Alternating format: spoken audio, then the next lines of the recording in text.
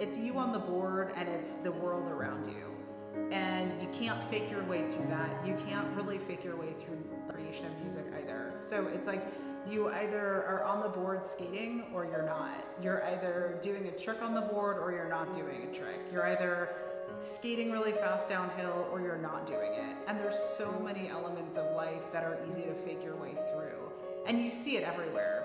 You see it even as a kid. Like the students in class that are a little more pretentious, that think they have the answer to everything, or, you know, these people that are like just super conformist about the way they lead their lives.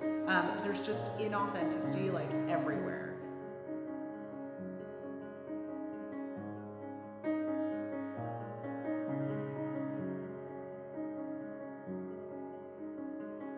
The world of skateboarding was like totally transformative, because skateboarding is all about freedom and creativity and like having just this like very simple object, this like, you know, wood plank with 4 wheels on it. It's so small you can carry it in your hand, but it can totally transport you into like whatever you want to do with it.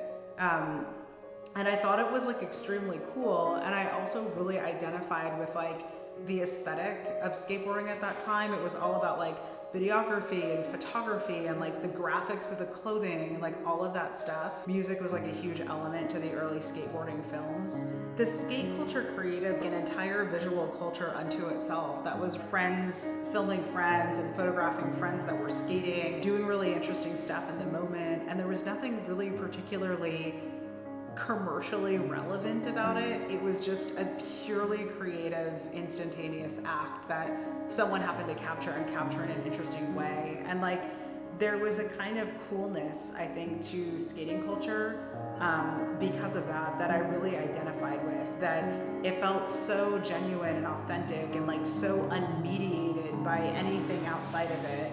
So a lot of these artists, whether they were skateboarders or musicians, were very, very protective over what it was that they were creating, and they just totally rejected like the commercialization of the arts.